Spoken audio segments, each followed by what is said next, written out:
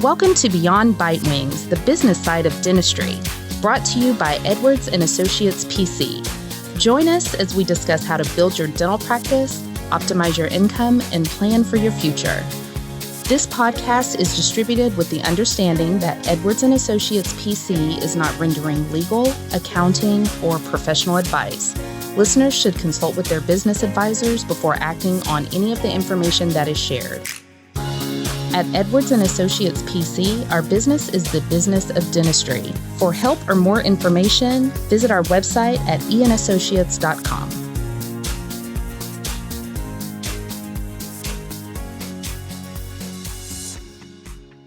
Welcome to this episode of Beyond Bitewings.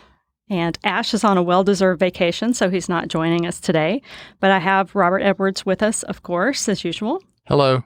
And I'm Lynn Ledbetter, and we have a special guest who I'll introduce in just a moment. But Robert, of course, you know our tagline is business side of dentistry. And we decided early on that we were not going to venture into the world of clinical dentistry.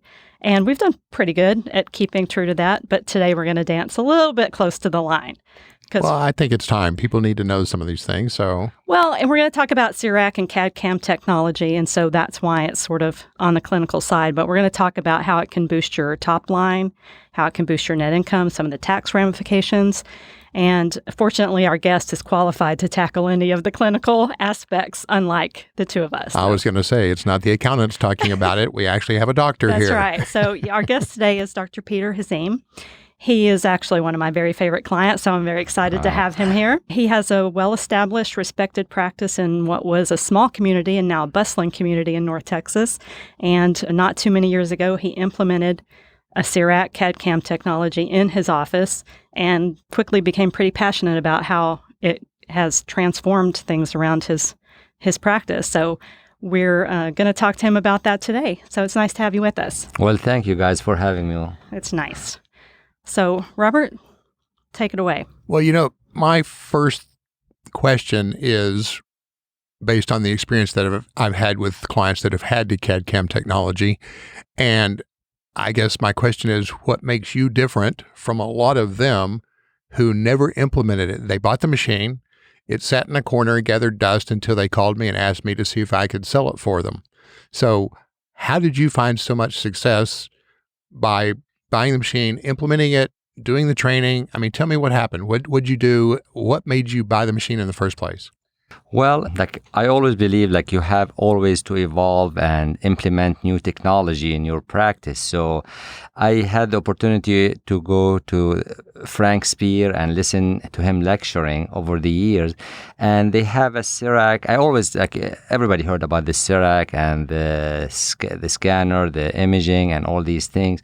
So I had the opportunity to talk to one of the instructors at Scottsdale in Arizona, and we saw the application, and they have a lecture talking about the CEREC, what can we use it for, and I love the idea of having that precision and the control over your treatment. So I made the decision to invest and buy this CEREC, and it happened before COVID.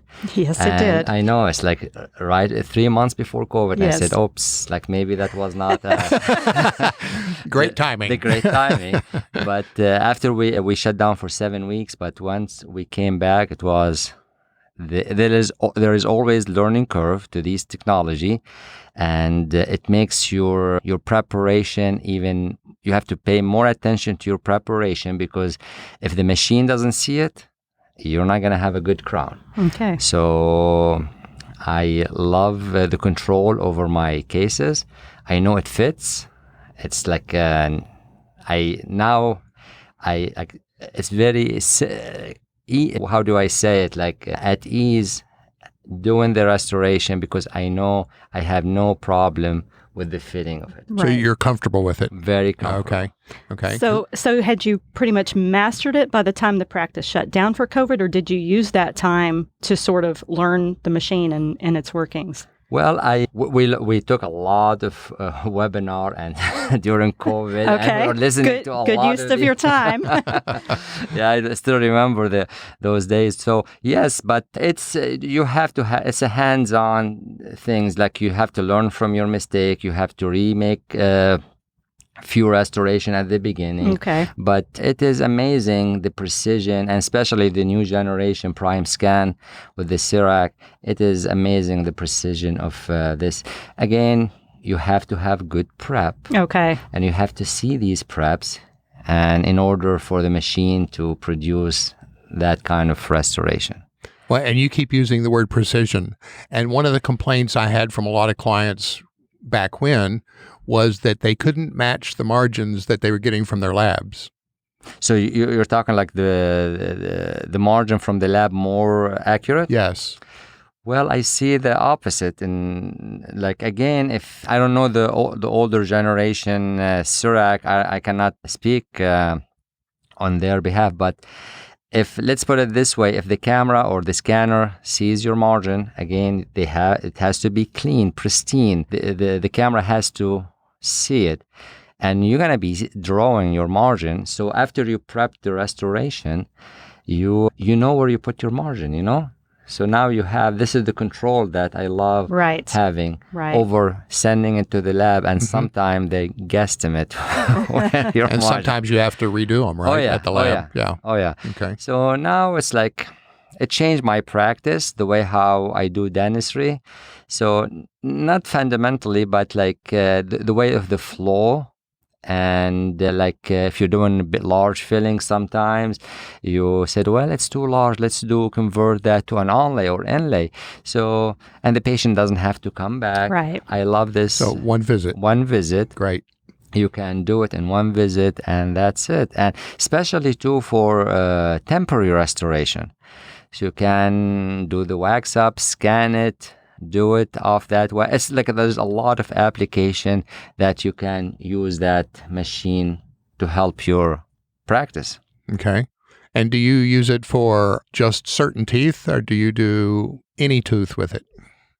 Typically, the anterior teeth, you can use it. And again, there is a learning curve. I'm still early, and I've done some anterior restoration, but I send these still to the lab.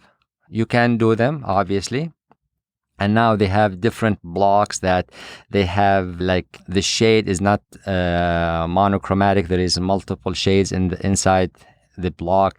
So, but I send the big cosmetic cases to the lab so they can cut back the porcelain. But a lot of dentists, with the experience, yes, you can do your anterior restoration, and you can do the customized shading in your office with the oven. So it's feasible, yes, but I don't do it at this time. And are there different materials that you buy the blocks in, or is there just one basic material? No, there is different material. Different materials, Yeah, there is zirconium, there is Emax, there is a lot of hybrid between both. So there is a lot of material, and temporary material if you want to do temporary restorations, yes. Okay. And how has this affected your lab fees that you pay? Yes, so to me, I'm sure there is return on investment because you're not paying for the lab. But to me, in my practice, ultimately, I see what's the best for my patients. And you have to pay the fee. This is expensive technology, but I think the return, to me, it is the peace of mind that you have from this good fitted restoration. Okay. So yes, I don't know exactly. They say you have to do 15 restoration for you to justify 15 crowns a month to break even. With your lab. Okay. But to me, it's not about that. But yes, there is this aspect of it.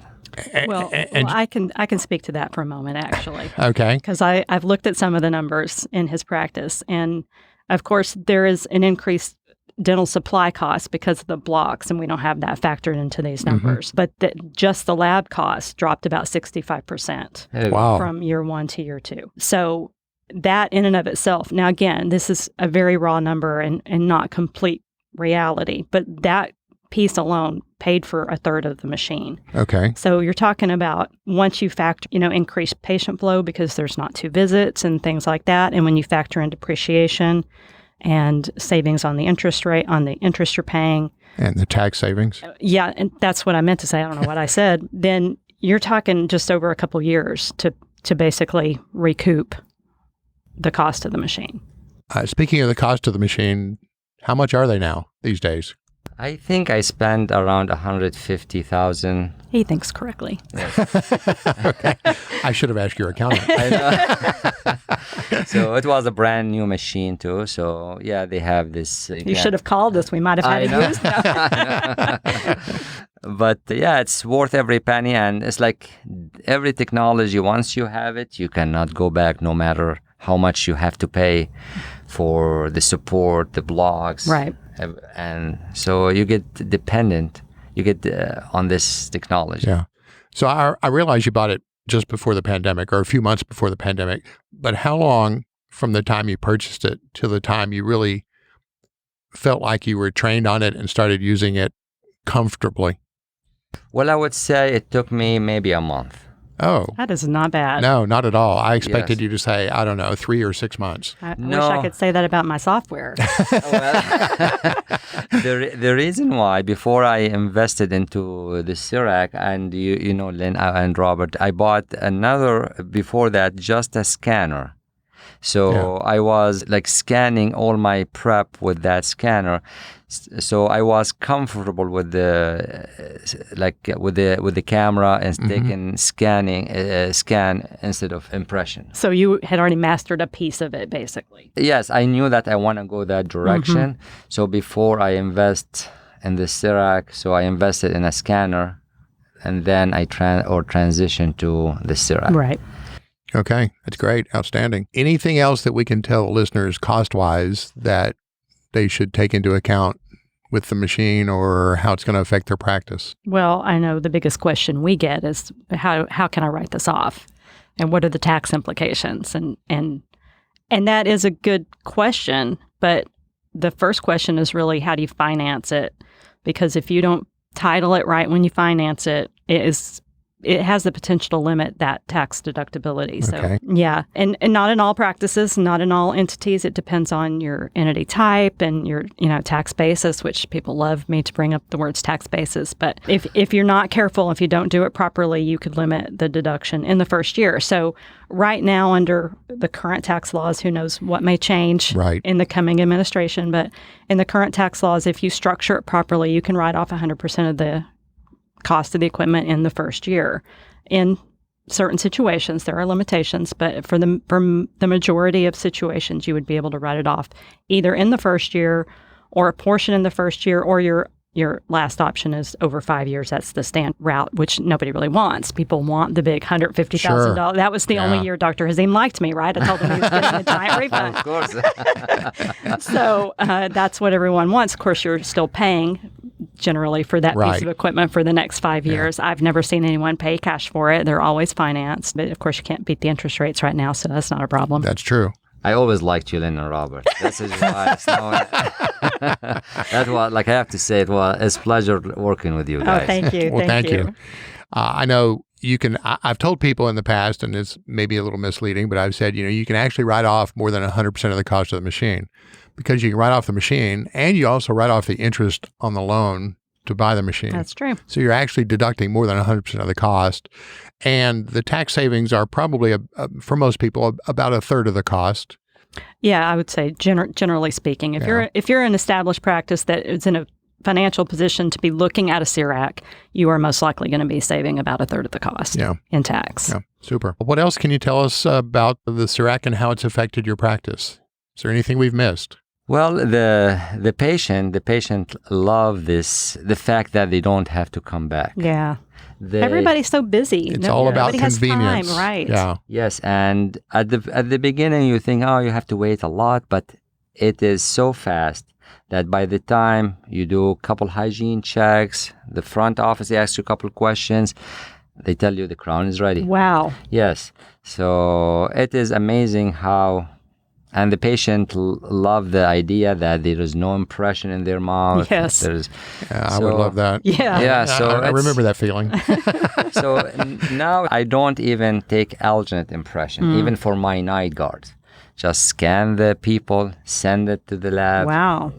get the impression back. So I know the NiGuard is going to fit perfectly. Right. So there's no rocking, nothing. So I use it to everything I can. So, and I'm going to go back to the spear to have more training, because you can do restore your implant restoration. So yeah, there's a lot of learning ahead of me that I have to. I'm not worried. Yeah, Not so worried in this we'll see in case. the future. But so far, I love the machine. So even though you've had the machine now for a year and a half, Yes. there's still a lot of training ongoing? Well, yes, they are. Sorry. Other implementations, Oh, other yeah. uses for it. Okay. Yes, I'm sure I don't use the full capacity of the CEREC. No, it's just like our software. We're Yes, not yes. fully utilizing it. Okay, I got it. I can relate to that. So now that COVID is now, the number are better. So We hope. we hope, yes. We hope it's behind us. There's no Yes. this other variants. But anyway, so I will be going to Arizona to have. I think they have two in Atlanta and Arizona, but I'm comfortable with Arizona to have more training. And you want to mention the who's doing the training? The training is done by CEREC, and they have CERECdoctor.com. I think this is what but it is the same, because I go every year to Frank Spear, so I'm used to that area, so I love going to. Beside the point, I love going to Frank Spear every year. It gives you a lot of information, and so it's a constant learning to me, you know. Okay, good. Now, can you also use the CEREC for multiple unit? Oh yeah. Okay. Oh yeah. Yes, you can. Because I heard you mention onlays and inlays, and I guess I didn't know that it could be used for that. Yes. I always just think of the CEREC and a single crown. Yes, single crown is the most we use it for, but you can use it for bridge. You can use it zirconia bridge. You can do zirconia bridges. You can do temporary, multiple unit temporary bridge. There is bigger blocks. I think 52. There is bigger block that can accommodate longer span bridge. Okay. For you to use it. So that's great. So it sounds like you're utilizing it to its full extent possible. Not yet, but I'm gonna try to. Okay. Well, good. Great. Lynn? I don't have anything else. No other questions. I think he's covered everything I had. Dr. Hazim, anything you want to add? Well, thank you for having me over. And it was a pleasure. Absolutely. Again, I've been working with you guys for years, like 20 years so far. You're not that old. I know. I hope, well. We certainly aren't. Right? I know. Yeah, I said you're not that, not me. Well, thank you guys for having me. Sure. I appreciate Thank you very much for coming. I hope it wasn't too uncomfortable today. No. Always comfortable with you guys. Thank you so much. Well, good. So you want to tell people how to get in touch with us if they have questions? You would if you knew that, huh? I sure would. If I was prepared, I would. Let me be see. saying. What did Ash say? info@iainassociates.com. That is correct. Okay. Thanks for everyone joining us with the podcast today. Until next time, it's Robert Edwards, Lynn Ledbetter, and Dr. Peter Hazim. Thank you so much, guys. Thanks for being here today.